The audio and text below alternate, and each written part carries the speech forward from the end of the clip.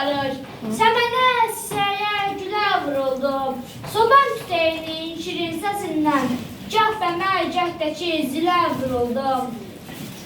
Gözümüz önündə baş verir nələr, değişir hüsnünü hər şeyən hər şəhər.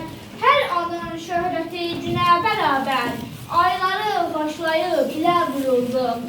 Mənim də bu cürə təbiətim var, oxşamaz ruhuma sıska bulaqlar. Qıram sahildə hey tutdum qərar, bəndinə sığmayan selə vuruldum. Rübabı sevməyən bir insan hanı, unutmaq olarmı aşıq zamanı.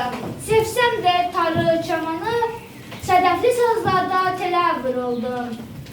Gözüm yolda idi, qulağım səsdə, elə ki hörmətlə bir böyük dəstə. Sustu vidadinin məzarı üstə, dilsiz daşlardakı dilə vuruldum. Səfərim yaxına, uzağa düşdü, gah arana düşdü, gah dağa düşdü. Şairlər vətəni nadağa düşdü, vurğun vurulduğu elə vuruldum. Mən torpağım şeyini söyleyeyim. Mən torpağım, məni ateş yandırmaz. Tərkibimdə kömürüm var, külüm var. Mən torpaq, mən baharam. Çəmən çiçəyim var, gülüm var. Mən küləyəm, əsməsəm kim bilər ki mən varam.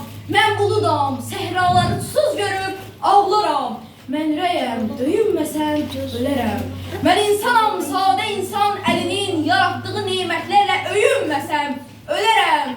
Mən işığam qaranlığın qəlbi, mən insanam, daşıyıram qəlbimdə dünyaların sevincini, qəmini. Maraq dolu gözəm mən, baxmaya bilmərəm.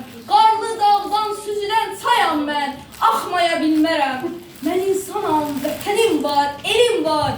Ən böyük həqiqəti, azadlığı, məhəbbəti, nifrəti söyləməyə qadir olan dilim var. Mən bir qranitəm ki, hər parçamda duyulur bəşliyim. Döyüşdə möhkəmliyim, ülfətdə şövrəşliyim. Mən insanam, ülfətsiz ölərəm.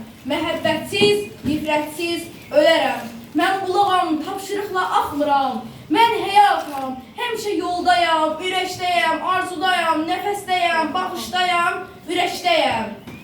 Mən torpağam, varımı, nemətimi zəhmət sevər insanlarla bölərəm. Mən ürəyəm, döyünməsəm ölərəm.